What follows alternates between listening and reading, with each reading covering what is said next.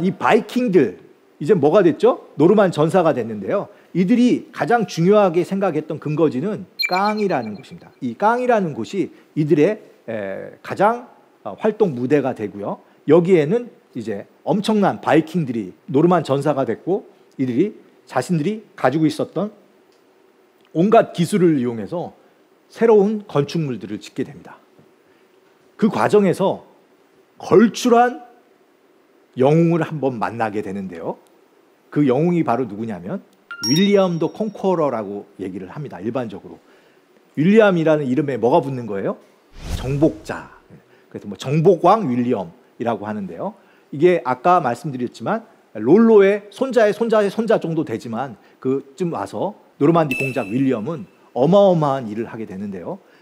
근데 이 사람의 생애를 보다 보면 약간 무슨 얘기가 되냐면 뭐 바보 온달과 평방공주 이야기 같은 이야기도 될 수 있습니다. 원래는 굉장히 미천한 왕실의 멤버지만은 사생하고 어떻게 보면은 굉장히 어려운 신분적 제약이 있었고요. 하지만 이것을 자기의 능력으로 극복을 해냅니다. 그리고 부인도 굉장히 당당한 집안의 여인을 얻게 되는데요. 부인이 어떻게 보면 사촌이라고 할 수도 있기 때문에 결혼이 불가능했지만 결혼을 또 해냅니다. 근데 이 사람은 정말 통이 컸던 것 같아요. 원래 죄를 짓고 교황에서도 반대를 했는 그런 결혼을 하고 쿨하게 해요. 진짜 쿨하게 한 다음에 쿨하게 해결을 해요. 자기가 잘못을 했기 때문에 신에게 반성한다. 내가 잘못한 반성으로 성당 두 채를 짓는다. 하나는 내가 잘못했으니까 하나, 또 하나는 누가 잘못했어요? 부인이 잘못했으니까 하나. 그래서 어마어마하게 큰, 지금으로 치면 정말 지금 봐도 큰 그 성당을 두 개를 져서 신에게 바치고 잘못했습니다 하고 끝내버립니다. 그게 이제 여러분이 보시고 있는 바로 윌리엄 더 컨쿼러인데요. 이 사람은 여기에서 그치지가 않습니다. 어마어마한 일을 꾸미게 되는데요. 그게 바로 뭐냐면 노르망디 바다 건너면 뭐가 보입니까? 영국이 보이죠. 예, 이 사람은 바다 건너 영국 가서 왕이 되고 싶어. 프랑스에선 자기는 뭐예요? 공작이에요. 공작도 굉장히 높은 겁니다. 왕 바로 아래에 있는 굉장히 강력한 영주인데 이거로 성이 안 차는 거예요. 뭐가 되겠다는 거죠? 기회가 되면 바다 건너 영국에 가서 영국을 지배하고 싶은 그런 꿈을 갖게 됩니다. 물론 그의 이름에 의해서 그 꿈은 어떻게 됐을까요? 성공하게 됩니다. 그 이야기를 지금부터 한번 또 펼쳐 보일 텐데요. 예, 그가 자기의 죄를 용서받기 위해서 지은 성당이 여러분이 보시는 바로 이 성당입니다. 11세기에 지어진 성당이라서 지금 보기에는 조금 단순하고 초라해 보일 수도 있지만 석조 건축으로 해서 이렇게 위대한 건축을 지을 수 있었던 것은 그 당시에는 굉장히 새롭고요. 특히 그 프랑스 성당들이 보여주는 앞쪽에 보면 두 개의 탑이 있죠.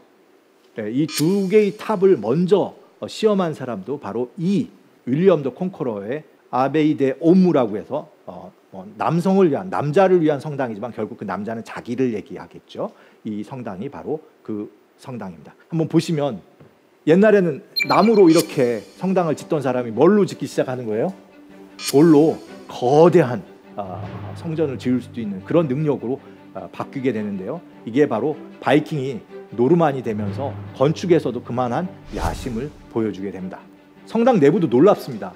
그냥 단순히 돌로 지은 게 아니라 바닥에서부터 기둥, 심지어는 뭐까지요? 천정까지도 완전히 석조로 짓는 아주 놀라운 대범한 기술력들을 보이게 되는데요. 어떻게 보면 그 당시 유럽의 최첨단 공학 기술이 어디에 모이고 있어요? 노르망디에 모이고 있다라고 할 수도 있을 것 같습니다. 혹시 1066 하면 어떤 생각이 드실지 모르겠지만 영국과 관계된 연구를 하시거나 영국과 관련된 일을 하시는 분들은 금방 압니다. 1066. 1066년에 영국의 역사가 완전히 바뀌게 됩니다.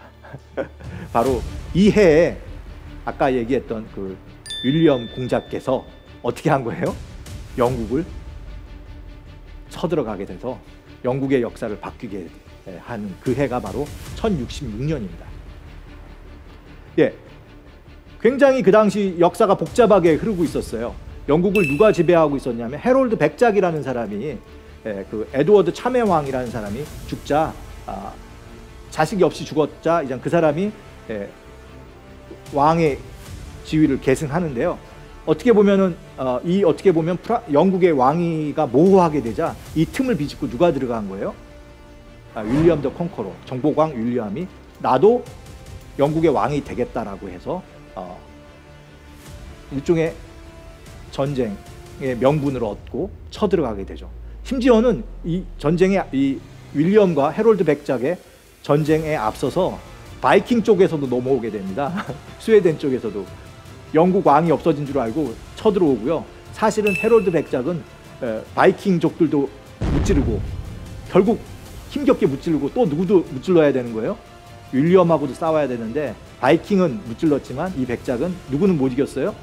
윌리엄은 이기지 못해서 결국은 영국의 역사는 어디로 흘러간 거예요? 노르만족의 지배로 넘어가게 됩니다. 이게 영국의 역사의 큰 방향이 바뀌게 되는 헤이스팅스 전수. 그 사람들이 좀 하스팅스 이렇게 또 발음을 하는데요. 헤이스팅스라는 이쪽 지역의 풍경인데요. 이 항구보다 조금 더 내륙으로 들어간 곳에서 영국의 운명을 놓고 거대한 전쟁이 벌어지게 됩니다. 그런데요, 제가 오늘 전쟁 얘기를 하려고 하는 건 아니고요. 이 전쟁과 관련된 굉장히 흥미로운 미술품이 있습니다. 자수로 만들어진 미술 중에서는 뭐 제가 보기에는 세계 최고라고 얘기할 수도 있는데요. 아마 완성됐으면 거의 100m가 넘는, 폭은 높이는 한 60cm 정도 되고요. 굉장히 긴 아마 미술품이었다라고 생각이 됩니다. 이걸 걸었기 때문에 타피스트리라고 부르기도 하는데요. 그래서 바이유라는 지역에 있기 때문에 바이유 타피스트리라고 이렇게 부르게 됩니다. 쭉 롤처럼 이걸 펼치면 지금 여러분이 보시는 이런 모습으로 되어 있는데요. 여기에 정보광 윌리엄이 자기 부하들을 데리고 바다 건너서 영국으로 가서 정복하는 그 정복의 이야기들이 다 기록되어 있습니다. 별로 안 놀라시세요?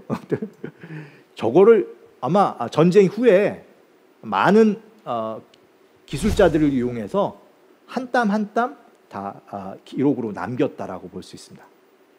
지금 어디에 있는지 한번 보시죠. 지금 바이유라는 곳을 한번 확인해 보시면 여기가 노르망디 지역에서 가장 중요한 지역, 몽생미셸하고 깡이라는 지역 사이에 있는 곳이라서요. 언제 혹시 이 지역을 가실 기회가 있다면 바이유라는 곳을 꼭 들러서 뭘 보셔야 되는 거예요? 바이유 타피스트리를 꼭 한번 보시면 이 영국의 역사가 어떻게 흘러갔는지 그 결정적인 장면을 목격하실 수가 있을 겁니다. 지금 이 장면은 그 해롤드 백작이 조난을 당했을 때 누가 구해준 거예요? 정보광 윌리엄이 구해준 그 이야기를 자수로 보여주고 있습니다. 여러분 자세히 보시면 한 땀 한 땀지야말로 아주 정교하게 수가 놓여져 있죠. 앉아있는 사람이 누구예요? 윌리엄 공작이고요. 수염을 이렇게 하고 재밌게 좀 서서 있고 손짓을 막 하는 사람이 누구예요? 해롤드 백작입니다. 맹세를 한 장면이에요. 그 사람들은 서약을 할 때 무슨 뭐 성경책이나 무슨 이렇게 성물에다 손을 놓고 약속을 하는데요. 자기가 뭘 약속했냐면 이건 누구의 버전이에요? 윌리엄 공작의 버전인데 약속을 했다는 겁니다. 다음에 영국의 왕실에 문제가 생기면 내가 당신에게 기회를 주겠다라는 걸, 그런 일종의 영국의 왕위 계승을 누구에게 준다라는 거예요? 윌리엄에게 준다라는 그 약속을 하는 장면을 그림으로 그려놓은 겁니다. 그리고 그 옆에는 사람들이 다 그것을 지켜보고 있고요. 이거는 뭐 승자의 역사이기 때문에 자기가 그렇게 영국 왕이 될 수 있는 어떻게 보면은 그런 권리가 있다는 것을 이렇게 그림으로 보여주는 것 같습니다. 자, 바이킹의 롱십을 또 한번 보시는 거죠. 해롤드 백작이 약속을 지키지 않고 자기가 왕이 되려고 하니까 이거를 응징하기 위해서 배를 몰고 어디로 가는 거예요? 도보 해협을 지나서 영국을 침략해 들어가는 장면입니다. 아까 봤던 그 배이죠. 좁고 그 긴 배가 울긋불긋한 채색을 한 상태에서 노를 지어서 바람을 안고 지금 영국으로 쳐들어가는 겁니다. 자, 이제 전쟁이 벌어진 겁니다. 말을 탄 노르만 전사들이 해롤드 백작이 지휘하고 있는 영국군과 맞붙는 장면인데요. 말을 타고 지금 막 달려가고 있고요. 특히 저기서 몽둥이를 휘두르고 있는 사람이 누구냐면 그 바로 위에 이름이 있습니다. 오도라고 써 있어요. 오도 주교인데요. 예, 그 윌리엄의 배다른 동생입니다. 뭐 일설에 의하면 성직자는 피를 전쟁에서 흘리면 안 된대요. 그래서 그 룰을 따르기 위해서 뭘 사용한 거예요? 칼을 쓰지 않고 몽둥이를 쓴 겁니다. 철퇴를 들고 싸운 거고요. 사실 이 사람이 캔터베리 주교가 되겠고요. 이 캔터베리 주교가 된 다음에 그 자기 휘하에 있는 장인들을 이용해서 이 바이오 타피스트리를 만들고 이것을 통해서 자기들의 승리와 권위를 확인하려고 했다라는 설이 가장 유력하게 받아들여지고 있습니다. 자, 정말 만화 같은 표현이지만 자세히 보면 치열한 전투가 벌어지고 있습니다. 말이 뒤에 엉키고 있고요. 거기에 사람들이 죽어가고 있습니다. 사람들 밑에 시체가 널브러져 있는데 뭐 그야말로 목이 떨어져 있고 화살이 수십 개 맞은 이런 사람들이 있어서 얼마나 이 헤이스팅스 전투가 치열했는지를 이 자수를 통해서도 충분히 느끼실 수 있을 것 같습니다. 이 장면은 굉장히 유명한 거예요. 바로 뭐냐면은 그 전쟁이 막 치열할 때 사람들이 제일 걱정하는 게 누구죠? 우리 지휘관이 다치면 어땠을까 했는데 여기서 윌리엄이 자기 얼굴을 자기 부하들한테 보여주는 겁니다. 투구를 들고 얘들아 나 걱정 없다. 바로 이 장면입니다. 끝까지 싸우자. 이 독려하는 장면이 이렇게 그려져 있고요. 가장 결정적인 장면도 있습니다. 해롤드 백작이 화살을 눈에 맞고 죽는 장면이요. 보이세요? 옆에 화살에 눈이 박혀서 해롤드 백작이 결국 전사하고 이 전쟁은 결국 누구의 승리로 가는 거예요? 바다 타고 건너온 윌리엄 공작의 승리로 끝나게 됩니다. 그래서 1066년 겨울 크리스마스 날 영국 런던의 웨스터민스터 사원에서 윌리엄이 영국 왕의 관을 쓰게 됩니다. 그리고 그 사람이 약간 저는 소름이 오는데요. 지금까지 그 자손이 영국의 왕인 겁니다. 지금은 세계 왕실에서 존경받고 모범이라고 하는 영국 왕실이 여기서 이렇게 시작했다고 볼 수가 있습니다. 예, 이 장면이 뭐냐면 바이오 타피스트리에서 가장 중요한 장면이 없어졌어요. 그게 바로 뭐냐면 대관식 장면이에요. 그래서 이 대관식 장면을 영국 자수협회에서 영국 역사 중에서 가장 중요한 장면이기 때문에 다시 만든 기념으로 누구를 초대했을까요?